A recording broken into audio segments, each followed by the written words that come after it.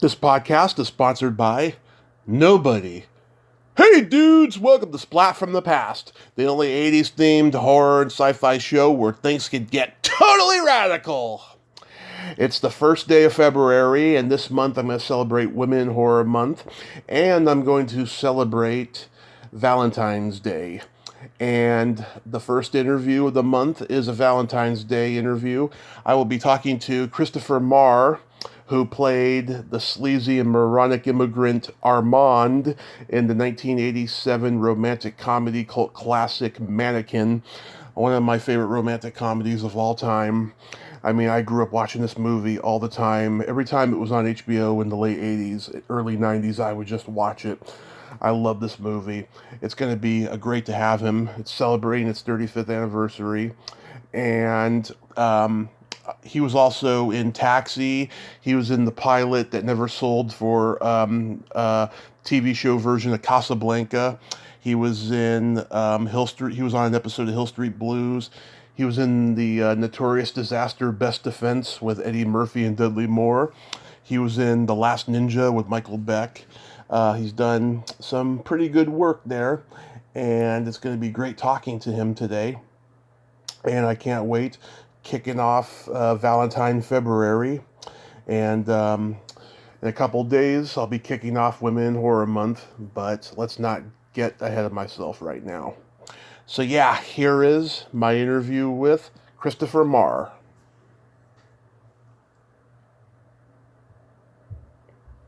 Hey Chris, welcome to the show. How are you today? Oh, good, thank you. How are you? I am just spectacular. This is a great honor. Thank you for taking the time today. No problem.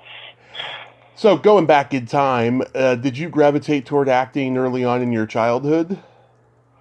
I actually did. I had fantasies about it. It wasn't like a reality yet. I had fantasies about it from the time I was about 11 or 12.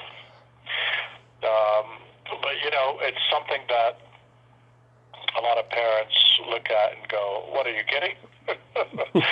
So, I was supposed to continue on to medical school eventually, and I actually started that process and quit very quickly. That's a good thing you did. Did you start off doing school plays and community theater? A few school plays, yes, and I just totally loved, doing school plays. Never did community theater. Just school plays and reading a lot about actors and acting and stuff like that. Nice. Where are you from originally? Alexandria, Egypt. Wow. So you were born and raised there? I was born there and raised till I was about 10 years old, almost 10, and then my family moved to Toronto, Canada, and that's where I grew up. Oh, I love the Canadians. I've probably interviewed more Canadians than anybody else. They're such nice people, they have less ego than American actors. What's interesting, I was in Toronto recently, and I was in a Vietnamese restaurant about to leave, and there's a girl walking in, maybe 25, 28 years old. Yeah. And so I held the door open for her, and she was like, no, you go first. I said, no, you go first. We kept inviting each other to go first. And she went, oh, God, we're so Canadian, aren't we? Yeah. Yeah, I don't know what it is. It's just, it's special, I think. Canadians are very special people. So. Yeah, I'm a Canadian citizen, and that's the only citizenship I hold. Oh, that's good. Have you been back to Egypt, though, since you were 10? Once, in 2005. Went back. I just gotten married. And we went to Egypt for a couple of weeks and Italy for a couple of weeks. Nice. Well, how was it there at that time?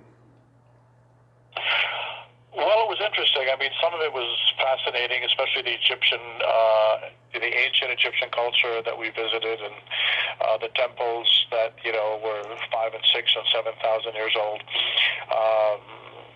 That was fascinating.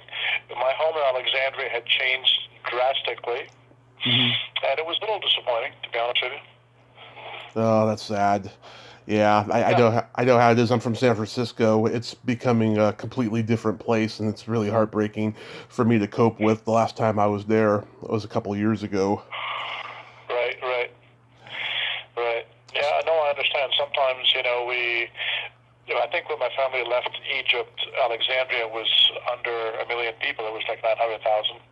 Hmm. And it was a beautiful garden city. It was very, very green. Um, Now it's completely overbuilt with 7 or 8 million. Wow, that's crazy. Yeah, it is insane. So after high school, did you? I know you studied with Stanford Meisner at the neighborhood playhouse. What was he like? Sandy was a great acting teacher. Hmm. Not the nicest of guys, but a great acting teacher. I heard. Yeah, yeah. I mean, he was very tough and didn't accept any. Nonsense. Oh, absolutely nonsense. I mean, if you were 1 second late for class, you couldn't attend. I mean, it was very strict, very. Um, the Neighborhood Playhouse is the best acting school to this day on the planet, I believe. And but I was fortunate to have Sandy as one of my teachers. While I attended Neighborhood Playhouse, but that was back 78, 79. It was a long time ago. Yeah, I wonder if the people running it now are still using that method of tardiness. Completely, 100%. Um, yeah, I visited the school 3 years ago Hmm. when I was working in New York, and yeah, nothing's changed. Not a thing has changed. They have a book downstairs. Hmm. If school starts at 8 o'clock, you have to sign in before 8 o'clock. As soon as the clock rings 8, that book is closed and taken away. And if you're not signed in, you can't attend. Oh boy. It's the Wow. same, it gets you ready for professional theater. In professional theater, you go in backstage and you sign in. Right. And, you're always an hour early, 2 hours early before the show, depending on, your makeup, hair, and wardrobe situation. Hmm. Did he teach you stuff that you still use to this day? Well, not consciously, but I think it becomes part of your working technique. Hmm. Um, the stuff seems very simple, but applying it isn't as simple as it sounds. I mean, the most important thing for an actor is to be listening to the other actor and listening to what the other actor is, saying, not just word-wise, but emotionally as well. So, you don't just react to the words, you react to the person in front of you on stage, which is, very important. It keeps it alive that way. It keeps it, keeps it real. One of my idols was Robert Duvall, Yeah. and I actually saw him do American Buffalo in the mid-'70s in New York, and he opened the show. He's got the first lines in the play. Hmm. His character's name is Teach, and Teach starts the play. And every night he was a little different, and I snuck in to see it several times. So, yeah, every night he was just a little different. He was Yeah. real. He was, you know, living truthfully under the imaginary circumstances of his character. Yeah. American Buffalo. That's a David Mamet play, right? I'm sorry, say it again. David Mamet? Yeah. Yeah. He wrote that play, American Buffalo. Yes, he did. Yep. And David Mamet actually attended my school as well. Oh wow. Yeah. I didn't even realize that play was written at that time. That's cool that you got to see Duvall do that, though. Yeah, it was amazing. And, a lot of famous actors attended the Neighborhood Playhouse and studied with Sandy. And then going back to the 50s, people, besides, Duvall, Steve McQueen, Gregory Peck, just a slew of very famous stars. Yeah. Did any of your classmates at the Meisner School go on to become successful in acting? Um, Wait, repeat that question because I didn't quite get it. Did any of your classmates at the Stanford Yes, Yeah. yes. Jennifer Gray Oh yeah. was in my class. Chris Noth was in my class. Oh boy. Um, Marta Kaufman, who created Friends and continues to create a ton of televisions, was in my class. Nice. And I think one other person who was successful, I don't remember his first name was Michael, I just remember his last name. But I see him occasionally on TV or in movies. He always plays cops, though. It's very interesting. Huh. That is interesting. Yeah. So you moved to L.A. in 1981? Exactly. Yeah, 81, 82. I mean, I went back to New York, back and forth to New York a little bit. And, after working in New York for a couple of years, I was on a soap in New York and did a couple of feature films up in New York. Then I moved to LA just to continue the career out there because that's really where the business is. Right. You played an Indian on Taxi. Yeah, I did. An East Indian in an episode called Alex Goes Off the Wagon. Yeah, was that a fun experience? It was great. The cast was so generous. Danny DeVito was pretty hilarious. Mm-hmm. You know. Yeah. I just recall him making fun of the pants I was wearing a lot. Yeah, it was very nice. I mean, it was a very good experience for me as an actor doing comedy.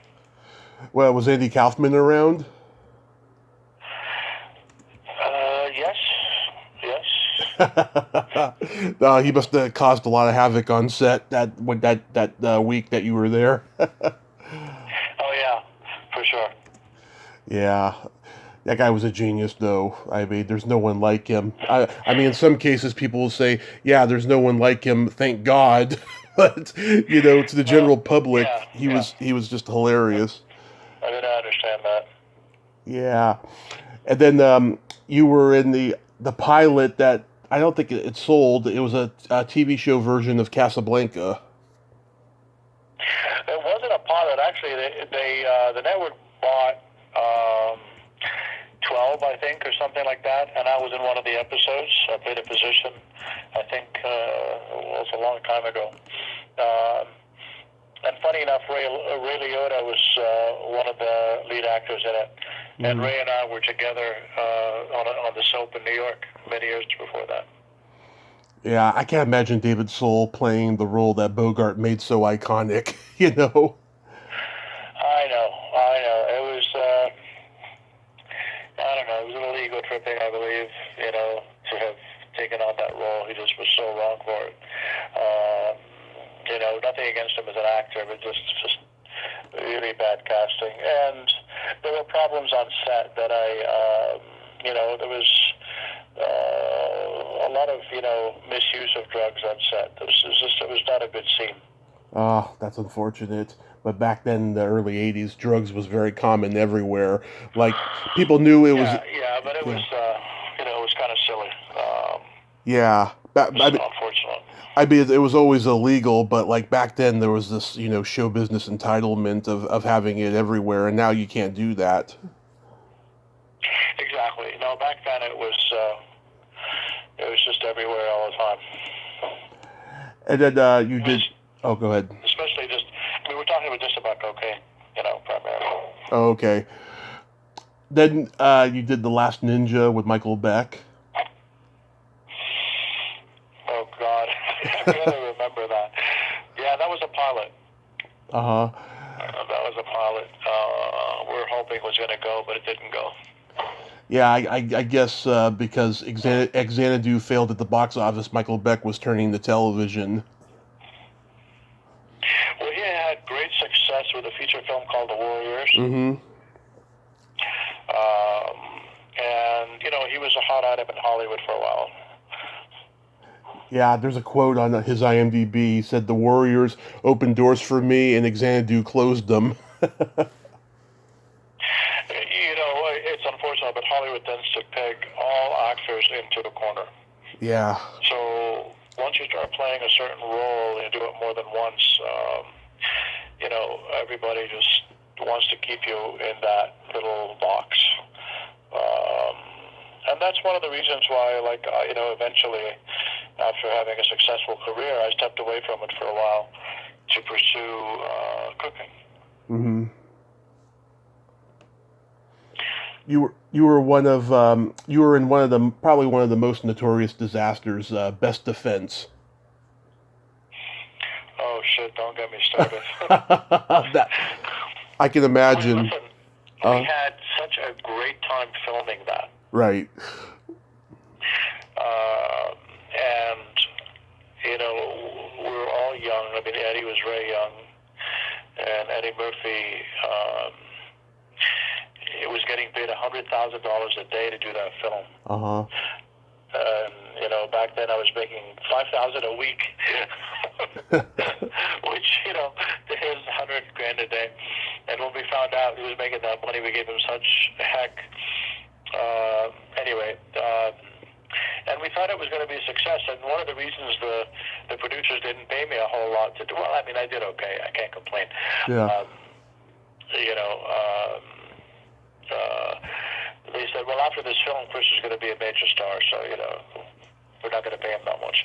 And the film was not a success. Yeah. I remember for like years, I'd see that poster with Dudley Moore and the picture of Eddie Murphy. I was like, nah, that looks like it's pretty good. I saw it. No, it wasn't. Yeah. Yeah. Yeah, it was unfortunate. It was unfortunate. I mean, Willard Hike and Gloria Katz, who directed it together. Yeah. Willard more or less directed. And unfortunately, Gloria passed away, I believe. Yeah, she did.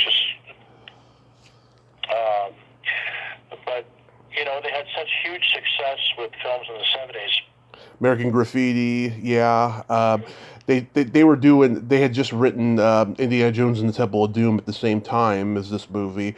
And, movies like that did well, but then they did this and Howard the Duck, and then they didn't make any more movies after that. I know. But, like anyone in Hollywood, people, they had a good run. Yeah. Did Eddie have his entourage on set? Unfortunately, yes. Yeah. I heard he was doing that when he was 15 years old, when he was just starting in stand-up. He had like his cousins and his brothers there and stuff. It was just, it's bizarre, Even at 15, he thought he was Elvis. Yeah, no. His entourage was his shadow all the time. I mean, when we were shooting, we shot in Israel. Mm-hmm. And we were staying in Jerusalem. But, on some nights we'd hop in Eddie's stretch limousine and go to Tel Aviv and go to nightclubs, because Eddie was so hot at the time after Trading Places. Yeah. That, so, like I said, I had such a great, 2.5 months working on that film. We just had a great time. And as you know, I'm in practically, except for the opening scene, I'm in every scene with Eddie. So right. It's, we worked on it for a long time. That's awesome. At least you got that experience. You guest starred on Hill Street Blues. I've always heard that there was tension on that set. Did you see any? No, not really. Not really. It was a very intense show. Yeah. And, all the characters were very intense on it. It was kind of an honor to be able to do that show. Hill Street was iconic in that, it was the first show to take the camera off the tripod, and just like walk it around. So it was kind of, gritty from its initial. And every actor wanted to do, an episode of Hill Street. It was just a great show. Oh yeah, it became a huge hit right out of the gate, and then NBC's like ordering all these imitators, Saint Elsewhere, even the TV show version of Fame was like Hill Street Blues, and that it was an ensemble show. There's all these ensemble shows after that. This show like started the 1 hour ensemble show. Yeah, no, exactly, and. Yeah, St. Elsewhere. Ironically, I was a runner-up. I mean, I tested for the pilot, Yeah. but didn't get it. And but ironically, I was part of a looping group, a voiceover group. Okay. And we, I think we looped almost every episode of that show. Nice. How was working on the Atlanta child murders? Probably one of my best TV dramatic experiences. Mm-hmm. The director, John, what's John's last name? I can look it up. John was so generous. John Ehrman. John Ehrman. He was amazing. An amazing man, amazing director. And we were doing a scene, and I kept like 6 or 7 of these major stars waiting. They were all on set waiting for me, and they kept knocking on my door, and I just kept saying, I'm not ready. I was emotionally preparing to do the scene. Mm-hmm. And then finally John Ehrman comes and knocks on my trailer, and I found it was the AD again. And I started yelling, and I opened the door, and I was, oh my God, John, sorry. I'm just emotionally not ready to do the scene. Just give me 5 more minutes. And he said, no problem, Chris, take as much time as you need. Well, very unusual for television, Oh, yeah. And then I kept trying this emotional preparation together. It just wasn't happening. After a while, I said, screw it. I just got to go. Yeah. I got to shoot this. And as I'm walking on set, I just enter the stage, and I'm just behind the board where the set starts. And who was it? God, I don't remember. His name just left my mind. It's bizarre. Anyway, this major actor goes, where the fuck is this actor? Yeah. And it kicked in my preparation really, really well. Jason Robards. It was Jason Robards. Oh, okay. Nice. And he goes, where the fuck is this actor? And he said it in such a mean way. I was like, oh my God, it just totally kick-started me. Because I was on the stand and he was cross-examining me. Yeah. And, it worked out really well. And then John was so kind when the production, before it aired, he sent me a letter, which I still have somewhere, thanking me for my work. Yeah, I'd never want to cross Jason Robards. He was such an intense actor. Oh, he's great. But I mean, we had a slew. In that one scene, we had a slew of amazing actors, all of us in that courtroom scene. Morgan Freeman. It was just a great set to be on, I got to tell you. I thoroughly enjoyed working with all those fine gentlemen. Yeah, I've talked to Barbara Samuth and Bo Billingsley, who was in it. They told me it was like their top 3 favorite working experiences in the movie industry. Really? So Yeah. I'm not alone. You're not alone, no. They said not only was it good working conditions, it was also a great, project. It was a great story that needed to be told, they thought. Yeah, absolutely. Absolutely. During the table read, Martin Sheen and I were sitting next to each other. Yeah. And he had just recovered from a heart attack. Mm-hmm. And back then, somebody pulled out a pack of cigarettes and was handing out cigarettes. And Martin goes, "Give me one." I went, "Martin, for God's sakes, man, you just had a heart attack." He goes, "Give me a cigarette." That was funny. Oh my God! It takes a lot of balls to want a cigarette after a heart attack. Wow. So how do you get cast as Armand in the Mannequin? Say it again. What about Mannequin? How do you get cast as Armand? Oh, the director, Michael Gottlieb. Michael.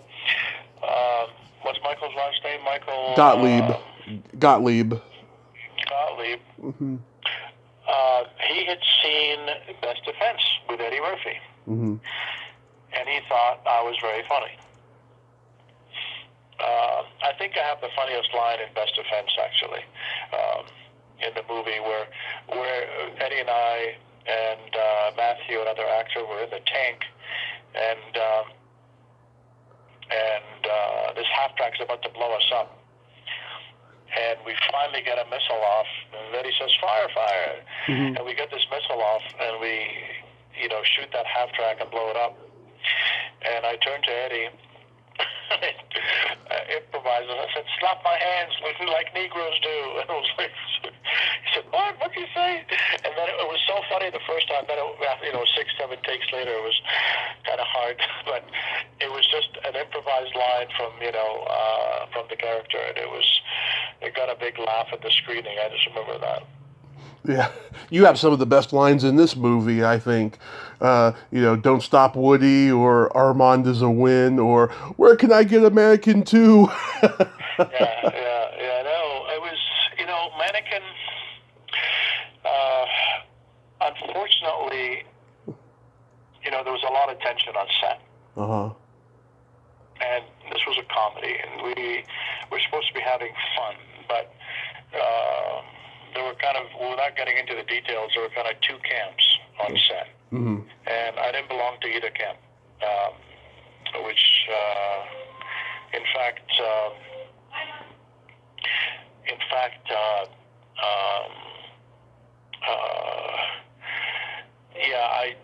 Michael Gottlieb got so uptight directing it for some reason, and it was it was really hard, but the product was good.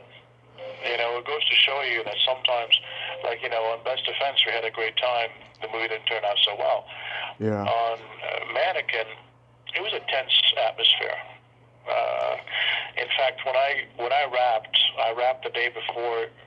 The whole movie wrapped the same day I wrapped, actually. Mm-hmm. And the next day there was a wrap party. I just got on a plane, went back to LA.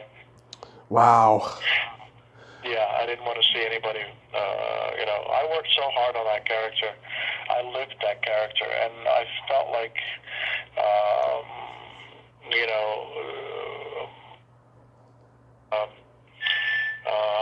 and his cohort, I forget his name, one of the writers, writer-producer. Anyway, they didn't get the fact that I was living that character every day. Mm-hmm.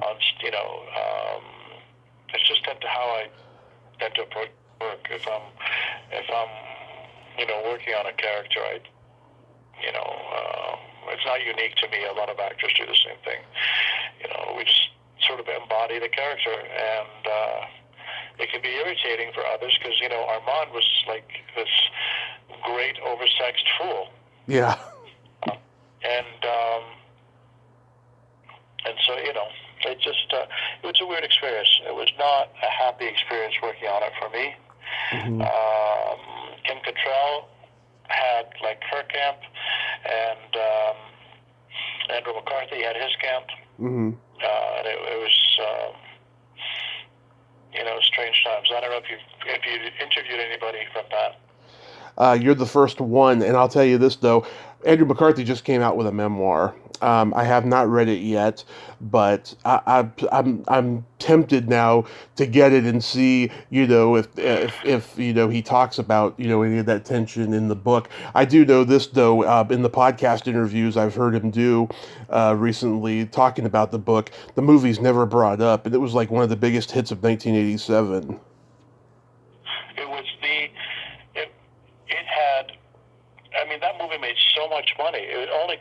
$20 million to make in 1987, and which was low money back then, and that movie made like $250 million.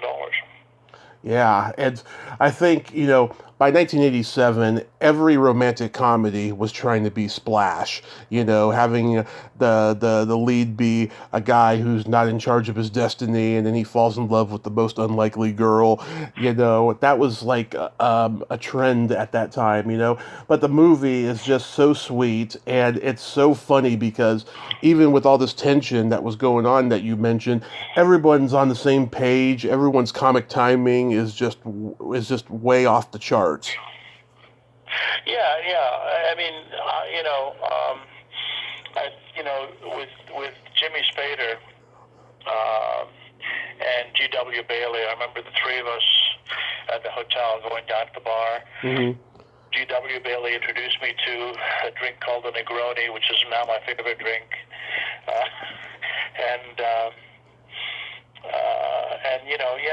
and Spader was cool. I hung out with him a little bit,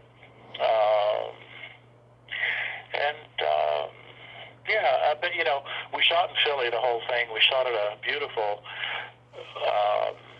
department store called Wanamaker's, which is no longer there, and but we were so close to New York that if I had more than a day off, I usually would hop on a train, go up to Manhattan, and I'd stay up there for a couple of days, then come back. Yeah. Now, I talked to an actor who worked with Carol Davis on another movie. Actually, it's another movie that Michael Gottlieb directed. It was called Shrimp on the Barbie. And he said that he did not get along with Carol Davis at all. And you and her worked so well together in this movie. I mean, how did you two get along, or didn't you? Carol was always a bit hoity-toity. Yeah. But I had no problems with her at all. In fact, we went to dinner together a couple of times. We, on a day off, her and I went to the Arboretum one day and, walked around. So we got along. And she had a little dachshund with her at the time that was so adorable. We were never close. I mean, we didn't become like close buddy-buddy. Mm-hmm. But no, I had no problems with her at all. And we actually just became friends on Facebook. Oh, nice. Nice. Yeah. Did you two improvise a lot? Because a lot of what Armand says sounds improvised. Yeah, totally. I mean, lines were scripted, but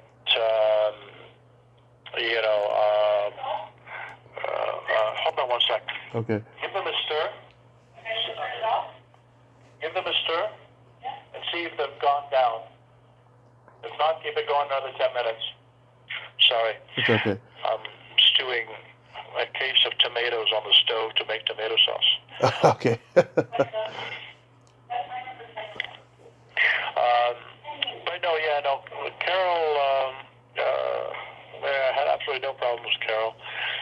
She's a good egg. I mean, worked hard. Yeah. I think, we used to make fun of the fact that she was a Playboy or a Penthouse model. I don't even remember. Right. Did Meshach Taylor have everyone just cracking up all day playing that gay character Hollywood? Meshach, yeah, he cracked us up for sure. Sweet guy. Yeah.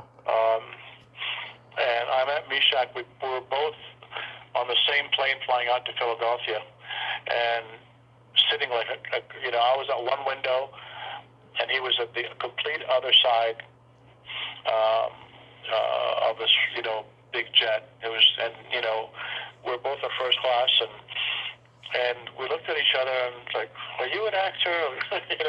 And then we got off the plane, and we were both picked up, by the same driver to take us to the hotel. And Meshach was a sweetheart, a very nice guy.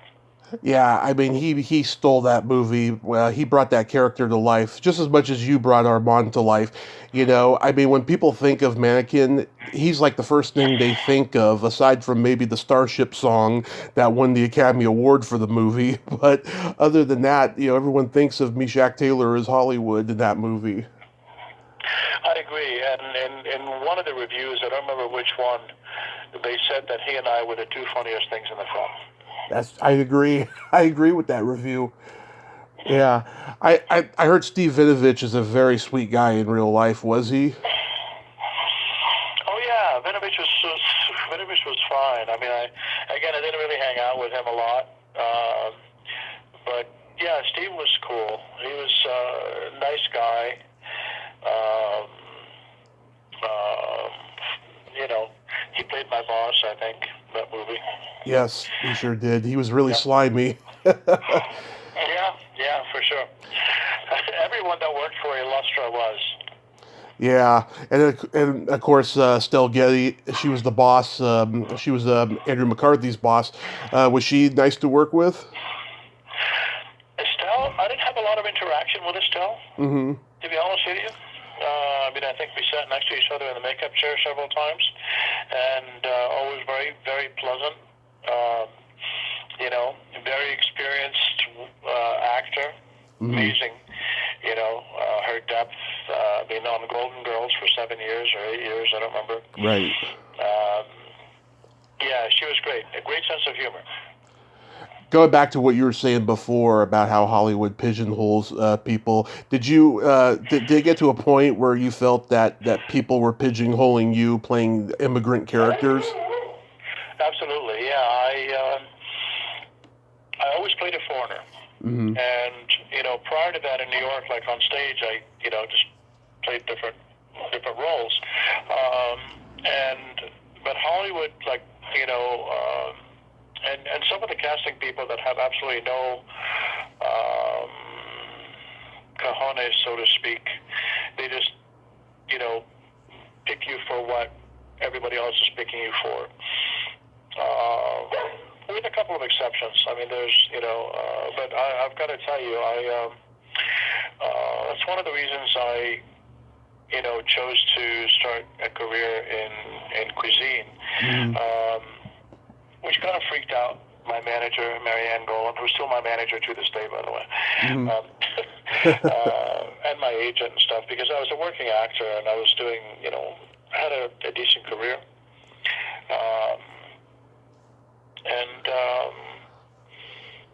But I never reached my goal of getting major support leads all the time, Mm-hmm. which would have made me very happy. And then then I started my career, ended up owning 3 restaurants in LA, and then in 1996 or 97. I got a call to go to an audition. I was like, are you kidding? I haven't auditioned in years. And it was for Executive Decision with Kurt Russell. Nice. And of course, I got the movie, which was fun. And that was an interesting deal as well. Being a chef, like, what's your specialty as far as cuisine goes? I don't have a specialty. I'm very eclectic in what I cook. Nice. I've owned 2 fine dining restaurants, one in LA, one in Taos, and we called it New American Cuisine, which means nothing. You make it up as you go along. A lot of fusion dishes. And now I run a cooking school. I teach cooking here in Taos, New Mexico, and my wife and I do cooking travel. So we take people to different countries to enjoy a week of cuisine, cooking, sightseeing. We have a lot of fun. In fact, we're leaving this weekend for Oaxaca, Mexico. Wonderful. And we have a sold-out trip there. And then 3 weeks later, we'll be in Marrakesh, Morocco. Nice. Hey, we've got a couple of spots open in case you want to come. Maybe in the future I would like to. I am like spooked to travel anywhere right now because of the pandemic. But, I mean, people say it's getting better, but I just wanted to get to a point where everyone's at least halfway happy, and then the energy will say, okay, I'll travel then. You know what I mean? I understand completely. We've been traveling a lot. We haven't stopped. We started again last spring, and I have a second home in the south of France. Mm-hmm. So, we tend to go to our home there a lot, and enjoy the food in the Mediterranean Sea. It's kind of fun. Nice. And you're also you're an expert skier, right? I am. Well, I am. Or I used to be. I used to race actually in Canada in high school when I was young. But I now last year I had some major spinal surgery, Mm-hmm. and I'm not allowed to ski bumps anymore, and which is fine. I love cruising very fast, and I live in Taos, New Mexico, and I'm 7 miles from chair number one. So we have seasons passes, so we ski quite a bit. Yeah, I've never been a skier, but that's like one of those hobbies you can't do forever. You gotta stop at a certain point. I disagree. I think, listen, I have Mm-hmm. friends here who are in their late 80s Uh-huh. who are great skiers.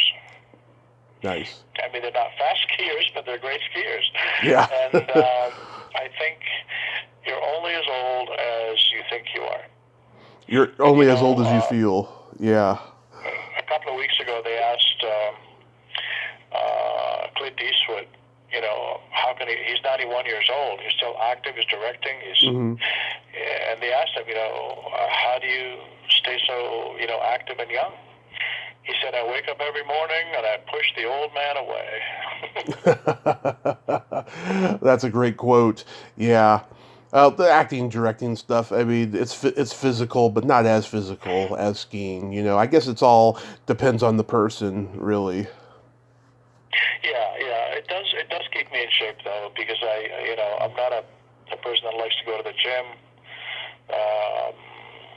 or exercise. I like to, if I'm getting exercise, I'm doing something that's fun, either going for a hike or a bike ride or skiing or something like that. Nice. Do you have any acting roles in the works? Not a one right now, not a one, and I still have dreams and fantasies about winning an Oscar. So you never know. Oh, well. I think every actor does. Every actor that that is worth his or her salt, But I did a movie in 2012, 2013 called Is that Olive. Oh yeah, the Olive movie that you sent me that link to. Yeah, olivethemovie.com is where you see the trailer. And the producers actually put me in the running in the pool Mm-hmm. for best actor in the film, which was the closest I've come. But apparently I made the cut from it started out with 70 something actors in the pool, Mm-hmm. down to 40, and I made the first cut, which was interesting. That's awesome. And hold on again, I'm sorry. It's okay. Turn timer off. Life in the modern world.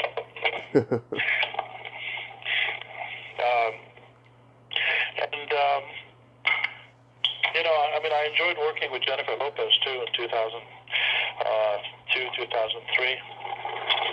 Mm-hmm. With Enough, which I think the critics say was her best film. Yeah. Did you see that film? I didn't see it, but I heard a lot of good reviews about it. Yeah, Jennifer gets beaten up a lot. Yeah. This Enough, she got amazing reviews, and she she plays a battered wife who tries to get away from her husband, and I play her mentor who helps her get away. It's a fun movie. I'm going to check it out. That sounds good. Yeah, it's very empowering for women, especially. I think it was screened for many, many battered and abused women in homes all over the country. Right, which needs to be talked about more and needs to be prevented. I agree. Well, Chris, I want to thank you so much for coming on today and sharing your great stories. I'm so glad you got all this other stuff going on, with your skiing and cooking and all of that stuff. Thank you. Yeah, yes. Thanks for having me. And if you ever have any questions, feel free to contact us. Absolutely. You have yourself a great day, and please stay safe. You as well. Take good care. Enjoy your trip, too. Bye-bye. Okay. Bye for now. Well, there you have it. Chris Marr. Ain't he a cool dude? Oh, what a nice guy, huh? And great stories. Yeah, it's not easy being pigeonholed in Hollywood, but his performance as Armand in Mannequin is Academy Award worthy. Well, until next time, this is Tommy Throwback Kovac saying there's no shame in living in the past because the present sucks. Later, dudes. Nothing's gonna stop us now.